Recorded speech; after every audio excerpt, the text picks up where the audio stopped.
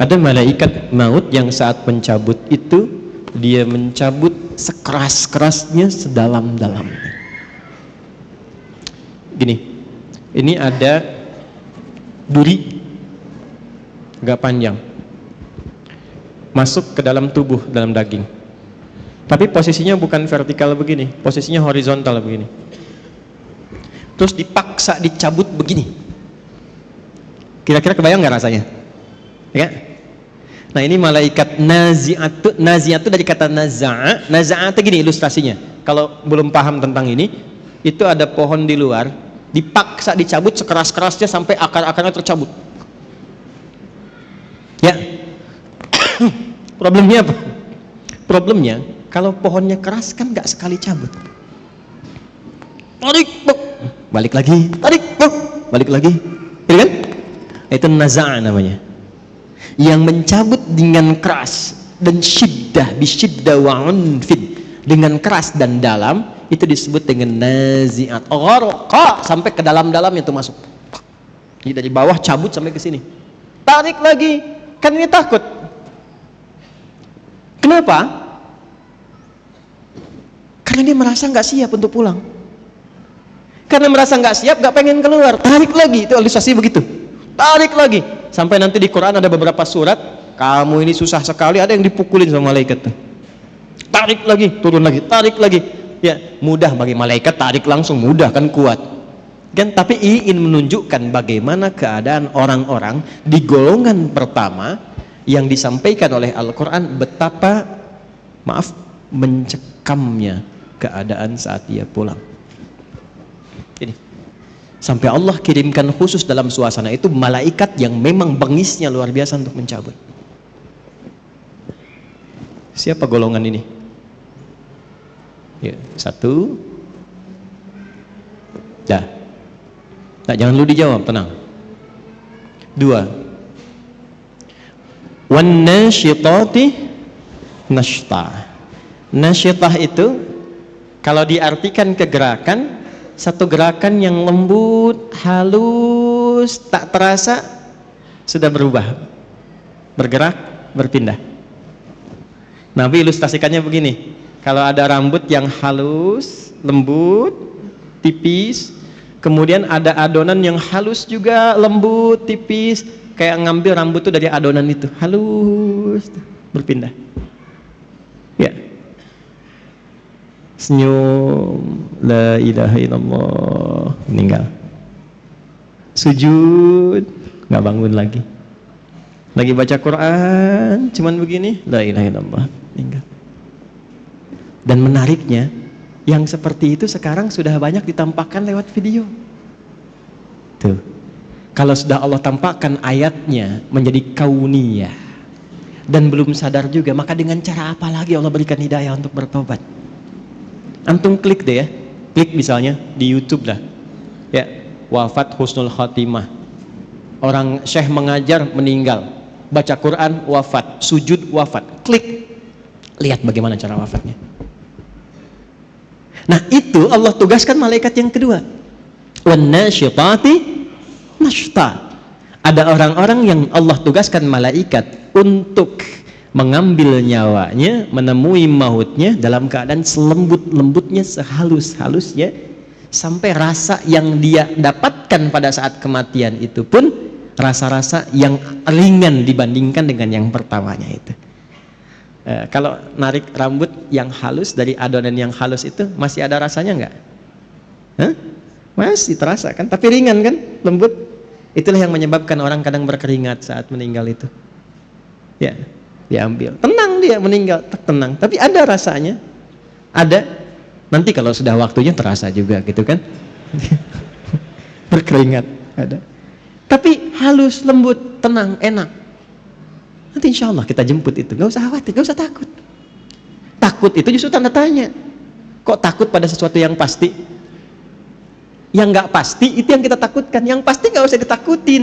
Nggak, Allah Akbar, nggak. Antum nggak takut pun kejadian juga. Terus ngapain takut? Ya, jadi yang ditakutkan tuh yang belum pastinya. Nah, yang belum pasti itu bekalnya, amalnya apa? Begitu itu tidak pasti, itu yang kita khawatirkan karena nggak punya harapan untuk setelahnya.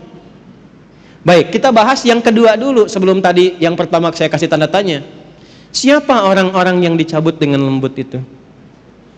Yang tenang itu, yang nyaman itu. Sampai malaikat yang ditugaskan pun oleh Allah disifati dengan nasyitati nashta. Pakai waw, wawunya ataf kepada qasam, qasamnya sumpah. Saya bersumpah, kata Allah, ada di antara hambaku yang aku kirimkan hanya malaikat yang lembut untuk mencabut nyawanya. Sumpahnya Allah mengirimkan malaikat yang lembut, selembut-lembutnya untuk mencabut nyawa hambanya. Siapa hamba yang dimaksudkan di sini? Teruskan dulu ayatnya. Was-sabihati sabha, fas-sabiqati sabqa, fal-mudabbirati amra, sampai ayat 5. Allahu Akbar. Ini kuncinya. Was-sabihati di sini masih pakai qasam. Sabihati sabha. Setelah itu pakai fa litertib. Fas-sabiqati sabqa. Pakai fa.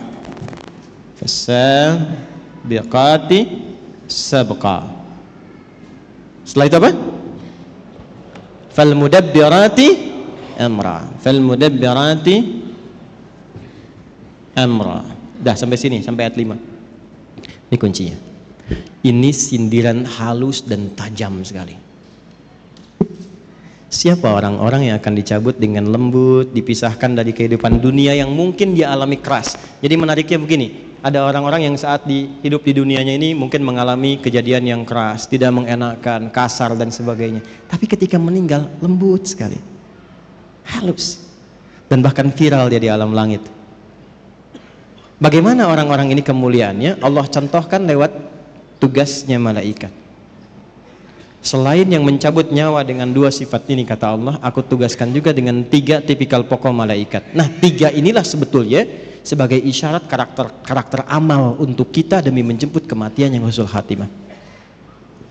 Sabihati sabha, aku bersumpah, aku juga siapkan malaikat yang tugasnya hanya bertasbih dengan cepat, dengan indah, dengan kuat. Oke, pelan-pelan. Teman-teman masih ingat gak waktu saya sampaikan tadi dibuka di awal mukaddimah? Ibadah itu ada yang sifatnya apa yang pertama? Ritual. Nah, ritual ini digambarkan di Qur'annya dengan kata-kata tasbih.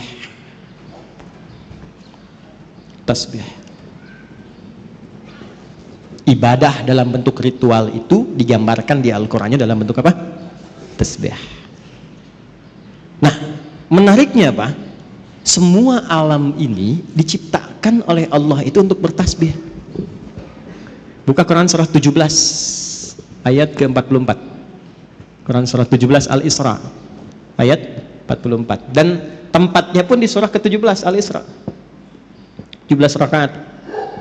Peristiwa Isra. Isra kan peristiwa yang didapatkan dari Isra dan Mi'raj itu kan sholat kan? Nah, sholat itu teman-teman sekalian itu gambaran tasbih untuk kita. Malaikat juga bertasbih. Tusabbihu lahu as-samawati as-sab'u wal ardu wa man fihin. Ada? Hah? Wa in min syai'in, terus tuh, dapat. Walakin la tafqahuna tasbihahum. Tusabbihu lahu as-samawati as-sab'a. Semua yang ada di alam langit bertasbih kepada Allah. Wal ard, dan yang di bumi bertasbih. Kalau antum baca tafsirnya, ini misal yang banyak didapatkan tafsir Ibnu Katsir misalnya, yang agak banyak riwayat di situ. Itu ngambilnya dari tafsir Ibnu Jarir At-Tabari. Ibnu Katsir banyak ngambil dari situ. Yang tafsir riwayat ya.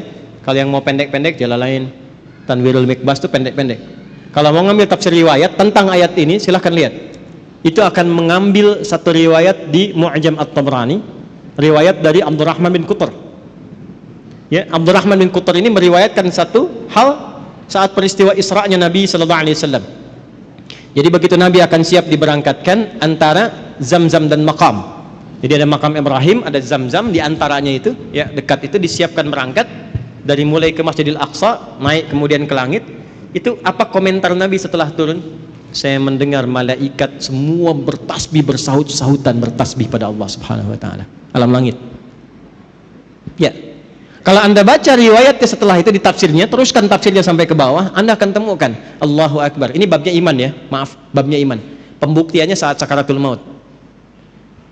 Kenapa Anda, saya, kita sering mendengar kalau makan itu sampai akhirnya? Mungkin di situ ada berkahnya. Pernah dengar? Ya kan? Karena setiap makanan dan minuman yang kita makan dan minum, itu sekalipun kita konsumsi, dia masih bertasbih kepada Allah Subhanahu wa taala. Riwayatnya ada. Baca tafsirnya. Ini bukan saya pribadi, bukan. Ngaji tafsirnya, lihat. Sampai makanan yang akan yukal dimakan itu masih bertasbih sebelum dimakan. Itu sebabnya kita nyari berkahnya. Ya. Saya kalau minum tuh ada nggak habis, orang datang rebutan. Kenapa nyari berkahnya? Saya bilang udah saya habisin berkahnya tadi. Canda aja. Itu gambaran. Nah, singkatnya tasbih itu gambaran dari ibadah. Inti sholat itu kan di ruku dan sujud. Ya Maryam uqnuti li rabbiki wasjudi warka'i ma'ar. Ya, inti sholat itu, inti paling pokoknya dari sekian rukun sholat itu di ruku dan sujudnya. Sebagai penghambaan kita kepada Allah, ruku dan sujud. Ruku dan sujud itu intinya tasbih. Coba lihat saat ruku baca apa? Subhana rabbiyal azim, tasbih. Saat sujud, subhana rabbiyal, intinya tasbih. Di tasbih itu jangan diartikan subhanallah saja, bukan. Tasbih itu kata atau kalimat singkat yang mewakili sifat-sifat ibadah kita kepada Allah dalam bentuk ritual. Jelas? Makanya kalau kita kurang dalam sholat tasbihnya, kurang maksimal ibadah ritual, kurang ruku khusyuk di dalamnya, kurang khusyuk dalam sujudnya, itulah sebabnya kenapa setelah sholat kita istighfar dulu. Setelah istighfar tasbih, subhanallah, subhanallah, subhanallah. Itu diantara hikmahnya. Jadi bukan cuma bacaan, ada maknanya. Intinya apa dengan kalimat ini? Tusabbihu lahu as-samawatu as-sab'u wal ardu wa man fihinna. Kaitkan dengan wasabihati sabha. Aku bersumpah, malaikat saja ada yang aku buat untuk tasbih semuanya. Masa manusia gak mau tasbih? Malaikat saja aku ciptakan tanpa salah, itu masih tasbih. Malaikat itu dicipta tanpa salah, Pak. Satu-satunya makhluk, Bu, di muka bumi ini, ya, yang bertugas di muka bumi, tugas. Dan di alam langit dia bertugas. Satu-satunya makhluk yang Allah ciptakan tanpa salah cuma malaikat. Diciptakannya dari cahaya, materinya materi takwa. Quran surah 66 ayat ke-6. La ya'sunallaha ma amarahum wa yaf'aluna ma yu'marun. Malaikat tidak punya potensi maksiat. Makanya Anda nggak pernah dengar misalnya, maaf, pernah dengar malaikat Jibril korupsi ayat? Nggak ada kan? Ya. Dan tidak pernah menukar posisi. Itu Fir'aun, se-Fir'aun ya, bikin jengkel, yang nyabut tetap malaikat maut. Nggak pernah dia bilang, Jibril, jengkel sama yang ini, kamu aja yang cabut. Nggak ada tukeran tugas. Jadi Anda bisa bayangkan nggak, satu makhluk yang nggak punya potensi salah, tupoksinya jelas, itu masih bertasbih sempurna kepada Allah. Jadi Allah tuh nyindir kita halus. Kamu ini manusia, aku berikan fasilitas, kenyamanan, kedamaian, ketentraman. Aku siapkan pedomannya. Ini yang nyaman, ini yang tenang. Hindari maksiat, ini resikonya. Cari bekal untuk pulang. Aku berikan semua fasilitas itu. Kenapa engkau masih belum punya waktu untuk bertasbih kepadaku? Malaikat aja masih ibadah, kenapa engkau lupa dengan ibadah? Sedangkan harapan kamu husnul khatimah dan pengen masuk surga.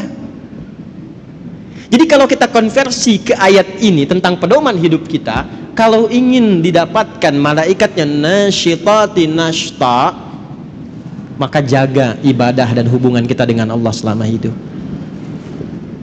Salat fardu berapa kali dalam sehari? 5 waktu. Berapa rakaat? Jaga itu. Jaga. Setelah itu sunnahnya tingkatkan, rawatibnya, duhanya, tahajudnya. Itu ada maknanya semua.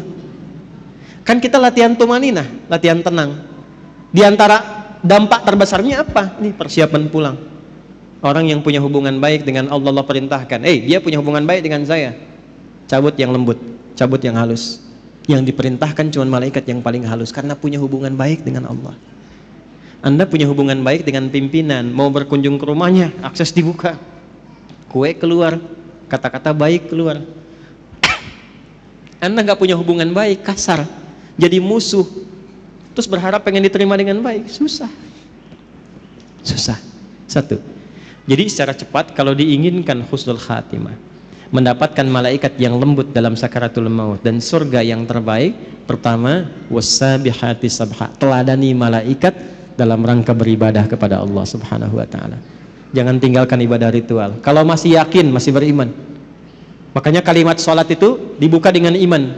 Kalimat salat pertama Al-Baqarah ayat 3. Alladzina yu'minuna bil ghaibi wa yuqimunas, dan disebut dengan kalimat iman. Satu-satunya ibadah yang disebut dengan iman cuma salat di Quran. Itu di Al-Baqarah ayat 143. Wa ma kana Allahu liyudhi'a imanakum. Yuk, salat ya. Jadi kalau dulu kan kenapa salat? Supaya bahagia, hayya 'alal falah. Kenapa salat? Supaya tenang. Ya kan? Kenapa salat? Bukti mengabdi kepada Allah. Sekarang jawabannya setelah mengaji ini berubah. Kenapa salat? Supaya husnul khatimah saat wafat. Malaikat malu kalau keras-keras nyebutnya ahli salat, ahli la ilaha illallah. Nabi aja bilang, man qala fi akhir hayati wa kama qala la ilaha illallah dakhala al jannah. Siapa yang bisa mengucapkan la ilaha illallah di akhir hidupnya, terjamin surga untuknya. Tapi itu kalimat nggak bisa diapalin. La ilaha illallah, la ilaha illallah, la ilaha illallah, la ilaha illallah. Tapi salat enggak. Nggak bisa keluar, nggak bisa, nggak bisa, susah. Nalkinnya pun susah, nggak mudah. Siapkan dari sekarang. Ya, malaikat malu lah. Anda dekat dengan pimpinan. Nih antum ya, dekat dengan pimpinan nih. Taruhlah Anda misalnya, ya nggak usah contoh yang aneh-aneh lah ya. Di kantor dengan pimpinan tuh, keluarganya bos, masuk kantor, ya kan? Tiba kemudian misalnya, maaf nih, ada aturan mesti lepas sepatu. Kira-kira security-nya kasar atau lembut kepada antum tuh? Sedangkan sepatu antum kotor, pas mesti dilepas. Kira-kira saat diminta untuk dilepas itu dia akan lembut atau kasar menyampaikannya? Pasti lembut karena antum dekat dengan pimpinan, keluarganya. Antum bukan siapa-siapa, sekantor nggak ada yang kenal, orang asing nggak jelas, pakaian juga nggak jelas, datang ke situ kotor semua. Terus maksa pengen masuk, kira-kira security bagaimana? Kencang. Insya Allah, kencang. Antum sholat dekat dengan Allah, la ilaha illallah tiap hari, ibadahnya luar biasa. Masa malaikat mau kencang-kencang nyebut nyawa antum? Umar bin Khattab, kenal? Aduh, udah mulai aneh nih ya. Ini kalau kita ngaji kitab-kitab hadis tuh dalam bab riwayat enak ngajinya, optimis kita menyebut kematian, nggak takut dengan alam kubur. Dan ini ada yang mengatakan asbabnya malaikat maut tuh salah satunya jadi sedikit malaikat mungkar nakir agak sedikit humble itu gara-gara persoalan Umar. Datang, man rabbuka katanya. Nanti antum baca nih dalam riwayat hadis, man rabbuka. Umar tuh luar biasa, gak usah kasar begitu katanya. Santai aja, bahasa kita ya, santai aja. Anda akan tahu saya ini sahabatnya Rasulullah, kekasihnya kekasih Allah. Ya, masa Anda bertanya seperti itu katanya? Harus dibalikin tuh. Bisa nggak Anda begitu tuh? Man rabbuka, gitu kan? Masih nggak tahu kalau saya ini sering jamaah di Pondok Indah. Enggak, ini cuma gambaran saja. Kadang-kadang ulama-ulama itu kalau mau guyon itu ngambil-ngambil itu seperti itu. Tapi memang teks-teks yang kita dapatkan itu yang Allah berikan kelembutan dalam setiap alam. Nyebutnya lembut, logikanya begitu. Masa yang dekat dengan Allah rajin sholat yang dikirim malaikat kasar, kan nggak mungkin. Masa kita sholawat pada Rasulullah, dekat dengan Nabi, dengan amalan kita ikuti petunjuk, diancam di alam kubur dengan kata-kata kasar, kan nggak mungkin. Itulah nasyitati nashta. Nah, untuk mendapatkan itu supaya lebih lembut lagi bagaimana? Cepat, pakai fa, berubah tuh. Ayat 4 pakai fa. Harfu 'atfin rabitin baina syai'aini bila hudud. Paham? Tidak. Huruf yang menyambungkan dua peristiwa tanpa jeda dengan cepat. Jadi begitu yang ayat 3 itu tasbih, ibadah. Yang keempatnya pakai fa, cepat nih, jangan tunda. Apa yang dipercepat? Sabiqatis sabqa. Ada malaikat yang berlomba mencatat amalan. Ini yang dicatat tuh siapa amalannya? Kan nggak mungkin malaikat catat amalan sendiri. Malaikat turun ke bumi catat amalannya sendiri, nggak mungkin. Ini tanda dari Allah. Ada malaikat yang lomba-lomba cepat-cepat. Ngapain cepat-cepat? Mencatat amal hamba. Siapa yang dicatat itu? Dalilnya mana untuk menegaskan ini? Al-Baqarah ayat 148. Ketemu kalimat sabaknya. Quran surah 2 ayat 148. Walikulli wijhatun huwa muwalliha. Sama dengan fa di sini, fa di sana. Fastabiqul khairat. Fastabiqul khairat. Tuh. Tuh. Kencengin tuh. Ini maksudnya. Kencengin. Supaya optimis kita. Di sini fasabiqatus sabqa, ya, fasabiqatis sabqa, di sini fastabiqul khairat. Walikulli wijhatun huwa muwalliha. Setiap hamba yang ibadah itu pasti punya kecenderungan fokus pada ibadah tertentu. Contoh, ada yang senang tahajud, belum konsisten puasa sunnah. Tahajud rutin tiap malam, tapi Senin Kamis belum puasa. Ada yang puasa Senin Kamis tapi tahajud belum, ya kan? Ada yang sudah sholat puasa Daud, bahkan sholat Daud nggak ada. Ya, puasa Daud yang ada ya. Senin puasa, Selasa tidak, Rabu puasa, Kamis sholat Daud nggak ada. Subuh sholat, duhur tidak, asar sholat, maghrib, nah itu nggak ada. Ya. Ini sudah puasa Daud, tapi tilawah Quran belum. Quran juga unik, ada yang senang baca tapi belum menghafal. Ada yang senang hafal tapi nggak tahu arti. Ada yang senang kajian, ngaji artinya, tafsir, tapi juga baca belum optimal. Ada yang begitu. Nah sekarang maksudnya apa? Kita itu saat sebelum pulang siapkan amalan-amalan favorit yang kita pilih di dunia sebagai bekal andalan kita pulang itu apa? Supaya malaikat berlomba-lomba mencatat. Ayo kita berlomba-lomba. Dan ini dijamakkan fastabiqul khairat. Semuanya baik kata Allah itu. Tapi silahkan berlomba. Yang ini puasa Senin, ya kan? Antum belum sanggup puasa, saya mau konsisten dengan rawatib dulu. Ya. Saya belum sanggup menahan lapar, tapi saya bisa sanggup menahan lelah saya untuk mengerjakan rawatib. Ya udah, alihkan tenaga ke sini. Ya.